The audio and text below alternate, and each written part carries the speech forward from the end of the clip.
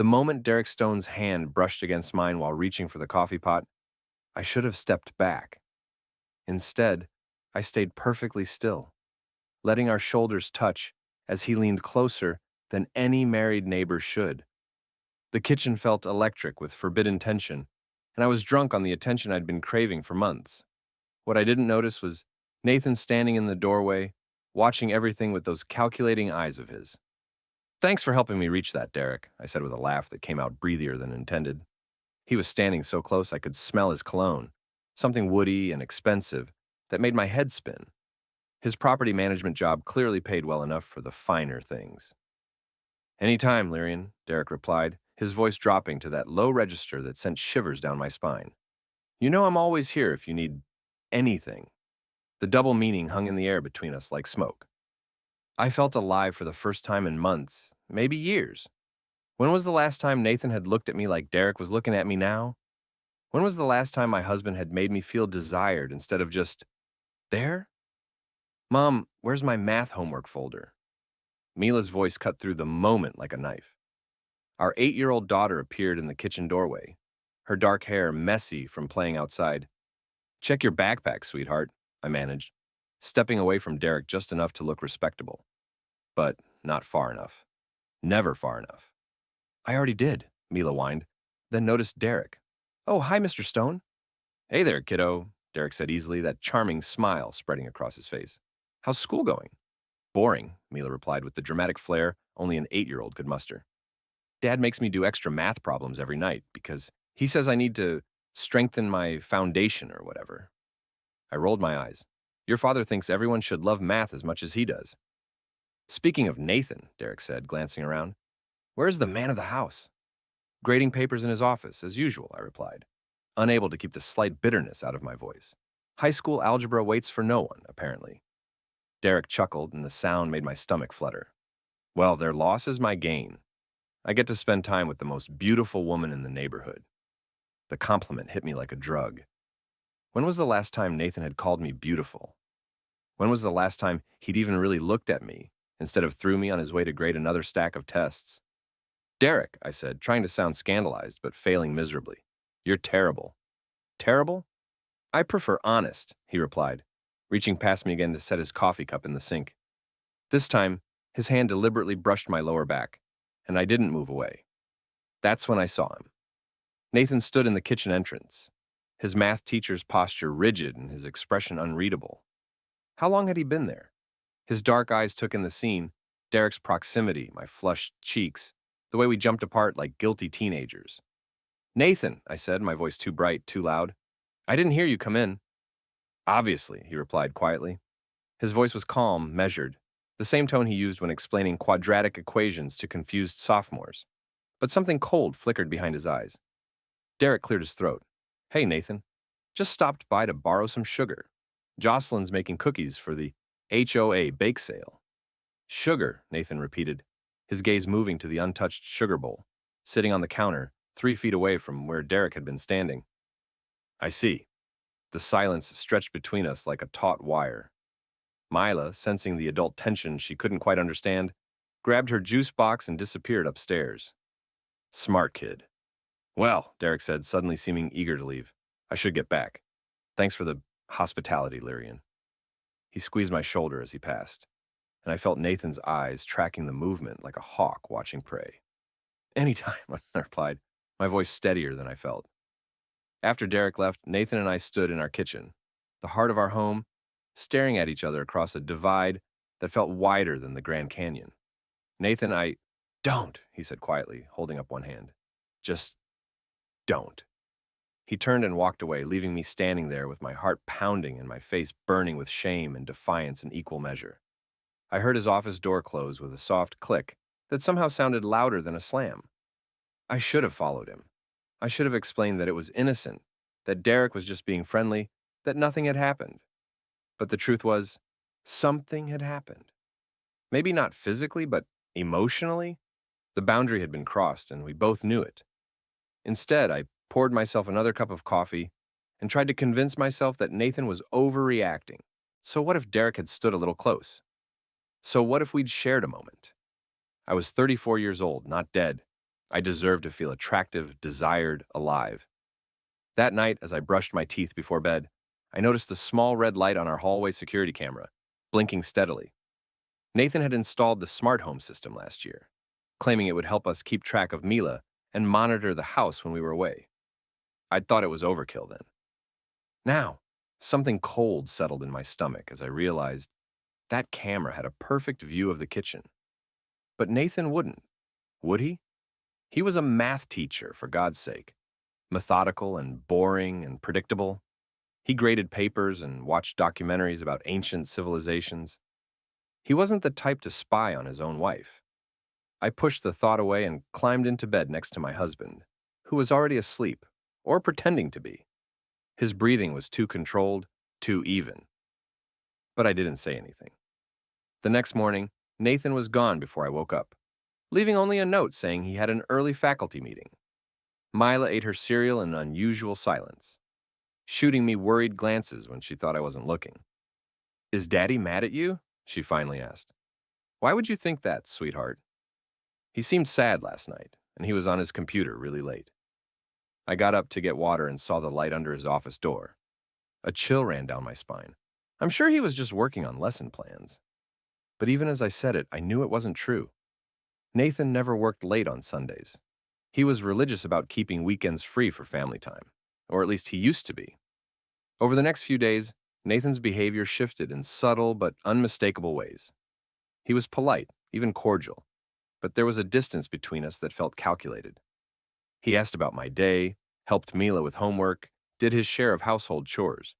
But he watched me differently now, with the same focused attention he gave to complex mathematical proofs. It was unnerving. "I'm thinking of going out with the girls tonight," I announced over dinner Wednesday evening. "Sarah and Jennifer want to try that new wine bar downtown." "That sounds nice," Nathan replied, cutting his chicken with mechanical precision. "What time will you be home?" "I don't know, late, probably. We haven't had a proper girls' night in months." Mm-hmm. He didn't look up from his plate. Mila glanced between us, her fork hovering halfway to her mouth. "Can I sleep over at Grandma Gina's?"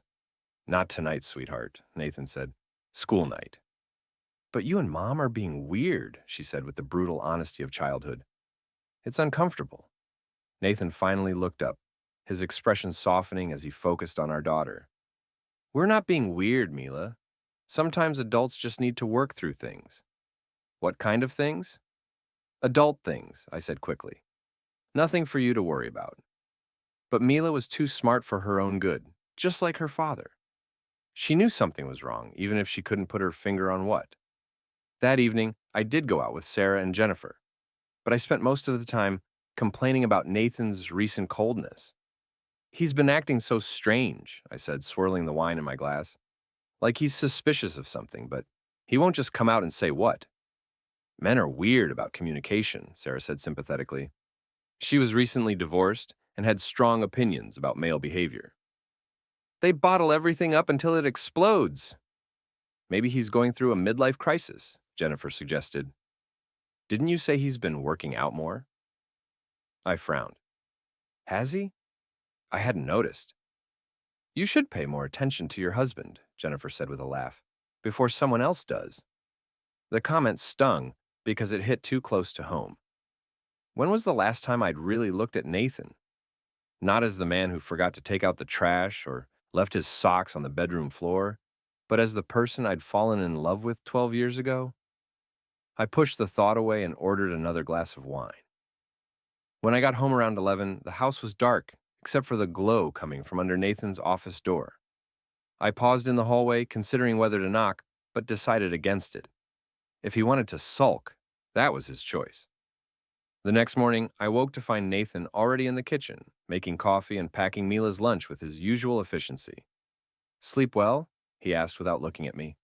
"Fine, you were up late." "System updates," he said simply. The smart home network needed some maintenance. I watched him work, noting the careful way he avoided meeting my eyes.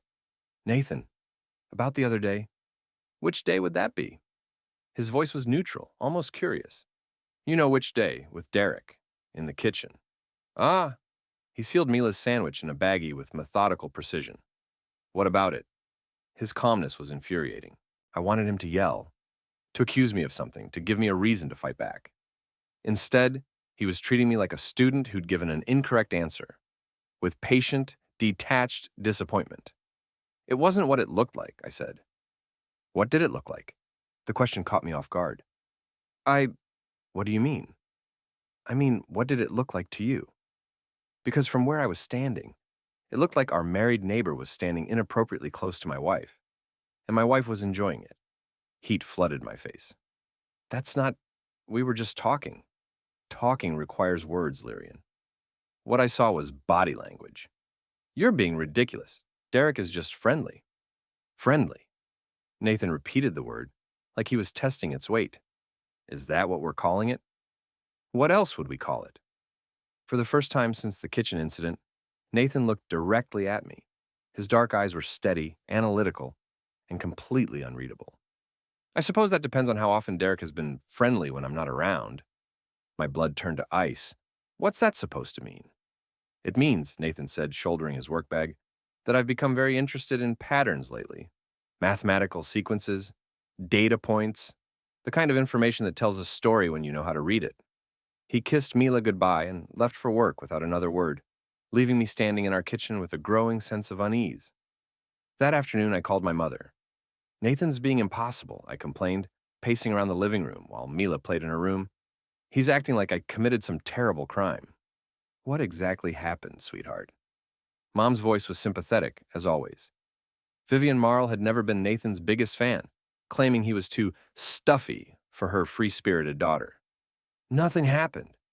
The neighbor came over to borrow sugar, we talked for a few minutes, and Nathan walked in and got all weird about it. Men can be so possessive, Mom said with a sigh. Your father was the same way. Couldn't stand it when other men paid attention to me. It's not like Derek and I are having an affair, I said, then immediately regretted the words. Because the truth was, if Derek had made a move that day in the kitchen, I wasn't entirely sure I would have stopped him. Of course not, Mom said quickly. You're a good wife, Lyrian. Nathan should trust you. Exactly. I've never given him any reason not to. But even as I said it, I was thinking about the deleted text messages on my phone. The ones from Derek that had started innocent enough, comments about the weather, questions about HOA policies, but had gradually become more personal, more flirtatious. You looked beautiful in that blue dress at the block party. Wish I could have talked to you longer at the grocery store. Thinking about you. I deleted them all, telling myself it was to avoid any misunderstandings. But deep down, I knew the real reason. Because reading them made me feel guilty and excited in equal measure. That evening, Nathan spent another late night in his office. I could hear him typing, the soft click of keys that went on for hours. When I finally went to bed, I noticed he'd moved some of our smart home devices. The Echo from the kitchen was now in his office, along with the tablet we usually kept by the front door for controlling the security system. System updates, I muttered to myself, but something about it felt wrong. The next day, Derek texted me. Coffee later? Jocelyn's at her sister's for the weekend. I stared at the message for a long time before responding. Can't. Family stuff. Rain check then. Miss our talks. I deleted the conversation immediately, but my hands were shaking as I did it. This was getting out of hand, and I knew it. But I also couldn't bring myself to block his number entirely. That weekend, Nathan announced he was reorganizing our home network. New router, he explained, unpacking equipment I didn't recognize. Better security protocols. Since when do you care about internet security? Since, always. You'd be surprised how much data these smart home systems collect. Device connections, usage patterns, location tracking. It's all stored in the cloud. The way he said it made my skin crawl. That sounds invasive. It's just information, Nathan replied calmly. Data points that create a picture when you analyze them properly. Like a mathematical proof, every step documented, every conclusion supported by evidence. I watched him work, connecting cables and configuring settings with the same methodical patience he brought to everything. But there was something different about his demeanor, something that reminded me of a spider carefully constructing its web. The first sign that my carefully maintained facade was cracking came at the HOA meeting the following Tuesday. I'd volunteered to help with the community garden project, partly because I genuinely cared about neighborhood beautification, but mostly because it gave me an excuse to spend time around Derek without raising suspicions. The meeting was held in the HOA office lobby, a sterile space with fluorescent lighting and uncomfortable plastic chairs. About 20 neighbors had shown up, including Derek and his wife Jocelyn, Nathan and me, and several other couples from our street. "The garden committee needs 3 more volunteers," announced Mrs. Patterson, our HOA president. She was a stern woman in her 60s who ran the neighborhood with military precision. "I'd love to help," I said, raising my hand. "Wonderful, Lyrian. Derek, you mentioned interest as well?" "Absolutely," Derek replied, flashing that charming smile. "I think it's important for neighbors to work together on community projects." His eyes met mine across the room, and I felt that familiar flutter in my stomach. Beside me, Nathan sat perfectly still, but I could sense his attention sharpening. After the meeting, as people milled around discussing garden plans and spring planting schedules, Derek approached me. "Looks like we'll be working together," he said, standing closer than strictly necessary. "Looks like it," I replied, hyper-aware of Nathan's presence somewhere behind me. "Maybe we could grab coffee this week to discuss ideas. I know a great place downtown." "That sounds Lyrian." Nathan's voice cut through our conversation like a blade. "Ready to go?" I turned to find my husband standing directly behind me, close enough that Derek had to take a step back. Nathan was holding a manila envelope in his hand, and his expression was completely neutral. "Just discussing the garden project," I said quickly. "I heard." Nathan's gaze moved to Derek. "Interesting how passionate you've become about community involvement lately." Derek's smile faltered slightly. "Well, it's important to contribute." "Absolutely. Speaking of contributions," Nathan said, extending the envelope toward me, "this came for you today." I took the envelope, noting that several neighbors were now watching our interaction with obvious curiosity. The return address made my blood run cold. Hartwell and Associates, Legal Services. "What is this?" I asked, my voice barely above a whisper. "Open it," Nathan said calmly. With trembling fingers, I tore open the envelope and pulled out an official-looking document. The header read, "Notice to preserve digital records and electronic communications." The legal language was dense and intimidating, but the key points were crystal clear. I was being formally notified to preserve all digital records, including text messages, emails, call logs, social media communications, and any data stored on electronic devices or cloud services. The notice included specific date ranges and mentioned potential legal proceedings. "Nathan, what is this?" I demanded, my voice rising. "It's exactly what it says," he replied. "A preservation notice, standard legal procedure when someone anticipates the need to review electronic communications and data logs." The lobby had gone completely quiet. Mrs. Patterson was openly staring, along with Derek, Jocelyn, and half a dozen other neighbors. I felt like I was standing naked under those harsh fluorescent lights. "You can't be serious," I said. "I'm always serious about legal matters," Nathan replied. "The notice includes specific dates and times that may be relevant to future proceedings. I'd recommend reading it carefully." My eyes scanned the document more closely, and my heart nearly stopped. The date ranges covered the past 3 months, exactly the period when Derek's text messages had started becoming more frequent and more personal. "This is insane," I said, but my voice sounded weak, even to my own ears. "Is it?" Nathan asked. "Because according to my research, preservation notices are typically issued when there's reasonable suspicion that relevant electronic evidence might be altered or destroyed. It's actually quite common in domestic relations cases." Derek cleared his throat uncomfortably. "Maybe I should—" "Actually, Derek," Nathan said, turning to face our neighbor directly, "you might find this interesting. The notice covers any devices that have connected to our home network. Apparently, modern routers keep very detailed logs of connected devices, including timestamps, duration of connection, and even location data when devices have GPS enabled." Derek's face went pale. "I don't understand what you're implying." "I'm not implying anything," Nathan said with mathematical precision. "I'm stating facts. For instance, according to our router logs, your phone has connected to our Wi-Fi network 47 times in the past 3 months, usually for periods of 1 to 3 hours, typically when I'm at work." The silence in the lobby was deafening. Jocelyn was staring at her husband with growing horror, while Mrs. Patterson looked like she was witnessing a car accident in slow motion. That's, sometimes Derek stammered. Sometimes you, what? Nathan asked politely. This is harassment, I said desperately. Nathan, you're embarrassing yourself. Am I? He turned back to me with that same calm expression.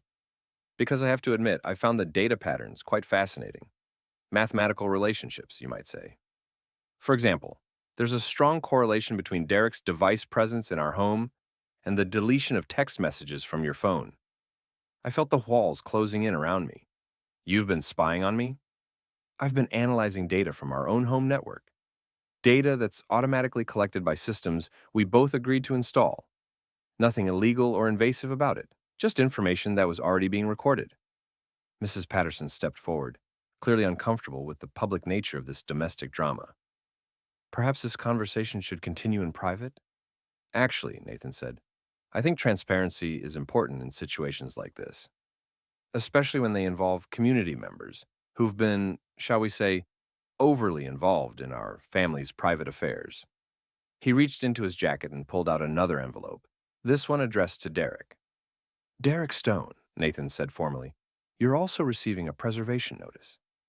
Your attorney will probably recommend that you avoid any further contact with my wife while these matters are being resolved. Derek took the envelope with shaking hands. Nathan, I think there's been a misunderstanding. Has there? Nathan asked. Because the data suggests otherwise. Device logs, message timestamps, even GPS location data from your property management company vehicle. It all tells quite a consistent story. Jocelyn stepped forward, her voice tight with barely controlled fury. What story? Nathan looked at her with something that might have been sympathy. I think that's a conversation you should have with your husband, Mrs. Stone, in private. The meeting dissolved into chaos after that. Neighbors scattered quickly, eager to escape the drama, but no doubt planning to dissect every detail over dinner. Derek and Jocelyn left separately, their marriage clearly in crisis. Mrs. Patterson made some excuse about needing to lock up the office, leaving Nathan and me alone in the lobby. How could you do this to me? I demanded, my voice echoing off the empty walls. Do what exactly? Humiliate me in front of the entire neighborhood. Nathan studied me for a long moment. Lyrian, I want you to think very carefully about what just happened here. I presented facts, data, evidence. If you feel humiliated, ask yourself why. Because you made it sound like what? Like you've been having an inappropriate relationship with our married neighbor? Like you've been deleting evidence of that relationship? Like you've been lying to me for months? Each accusation hit like a physical blow. It's not what you think. Then what is it? I opened my mouth to explain, to justify, to make him understand that it had just been harmless flirtation, that nothing physical had happened, that Derek didn't mean anything to me. But looking into Nathan's eyes, those calm, analytical, utterly certain eyes, I realized that he already knew the truth. All of it. The next few days passed in a blur of whispered conversations and sideways glances. Word of the HOA lobby confrontation had spread through our neighborhood like wildfire, and I could feel the judgment everywhere I went. At the grocery store, at Mila's school pickup, even at my own office, people were talking. My job as an insurance claims adjuster had always been relatively anonymous. I spent most of my time reviewing paperwork and making phone calls from my cubicle. But suddenly, coworkers were taking longer looks at me, and I caught fragments of hushed conversations that stopped abruptly when I walked by. I heard her husband had evidence. Smart home devices, can you believe it? Poor man. And they have a daughter, too. The worst part was that I couldn't defend myself without admitting that there was something to defend against. So I held my head high and pretended not to notice the stares, all while my carefully constructed world crumbled around me. Nathan, meanwhile, had become a ghost in our own home. He was physically present, helping Mila with homework, making dinner, maintaining the household routines. But emotionally, he'd withdrawn completely. We spoke only when necessary and always with Mila present. It was like living with a polite stranger. On Thursday evening, Sarah called. Lyrian, honey, I hate to ask this, but is everything okay? Jennifer and I have been hearing some things. I closed myself in the bedroom before answering. What kind of things? About you and that neighbor of yours. Derek something? My heart sank. What exactly are people saying? That Nathan caught you two together. That there's evidence. Legal stuff. Sarah's voice was carefully neutral. The tone people use when they're trying not to judge, but absolutely are. It's not what people think, I said weakly. What is it then? I couldn't answer, because the truth was, I didn't know anymore. Had it been innocent friendship that got misinterpreted? Harmless flirtation that went too far? The beginning of something that could have destroyed my marriage? Lyrian? Sarah prompted. It's complicated. Complicated how? I can't I can't talk about it right now. Legal stuff, like you said. There was a long pause. Honey, you know I love you, but if Nathan has evidence of something, maybe you should think about getting your own lawyer. After I hung up, I sat on my bed staring at my phone, watching my social life disintegrate in real time. 3 missed calls from Jennifer, a text from my book club asking if I'd be taking a break from meetings, and a voicemail from my mother that I didn't have the strength to listen to. That's when I noticed the notification I'd been dreading. A Facebook message from Derek. We need to talk. This is getting out of hand. I stared at the message for a full minute before responding. Can't. Nathan's watching everything. Meet me at Riverside Cafe tomorrow at lunch. We need to get our stories straight. Our stories? You know what I mean. This doesn't have to destroy both our marriages. I deleted the conversation immediately, but the damage was done. Even thinking about meeting Derek felt like stepping into quicksand. The next day, I couldn't concentrate at work. My supervisor, Mrs. Chen, called me into her office around 10 a.m. Lyrian, I need to ask you about your attendance lately. My attendance? You've been taking longer lunch breaks, leaving early, coming in late. HR has noticed some irregularities in your timesheets. My mouth went dry. Irregularities? Time logged that doesn't match your keycard access. Lunch breaks that lasted 3 hours. Days when you signed in but your computer wasn't accessed for hours at a time. I felt like I was drowning. I can explain? Can you? Because frankly, Lyrian, combined with some of the rumors that have been circulating, it paints a concerning picture. What rumors? Mrs. Chen looked uncomfortable. About your personal life. Look, normally I wouldn't care what employees do on their own time. But when it starts affecting work performance and creates a hostile environment for other staff, it's not affecting my work, I protested. Isn't it? Because according to our records, your productivity has dropped 23% over the past 3 months. You've missed 2 client meetings, and yesterday you spent 45 minutes on personal phone calls. Everything was unraveling. My marriage, my reputation, and now my job. I felt like Nathan had systematically dismantled every aspect of my life with the same methodical precision he used to solve complex equations. I need this job, I said quietly. Then I suggest you figure out your personal situation quickly, Mrs. Chen replied. HR is considering a formal investigation into the time discrepancies. If they find evidence of timesheet fraud, she didn't need to finish the sentence. I knew what happened to employees who falsified their hours. I spent my lunch break sitting in my car in the parking lot, too afraid to go anywhere in case Nathan was somehow tracking my movements. The paranoia was eating me alive, but I couldn't shake the feeling that he knew everything. Where I went, who I talked to, what I did when I thought no one was watching. My phone buzzed with another message from Derek. Jocelyn's asking questions. She wants to see my phone, so show her. I can't. There's stuff on there. What stuff?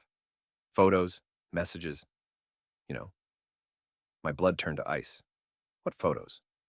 Nothing bad, just, you remember? The garden center last month. You looked so beautiful. I did remember.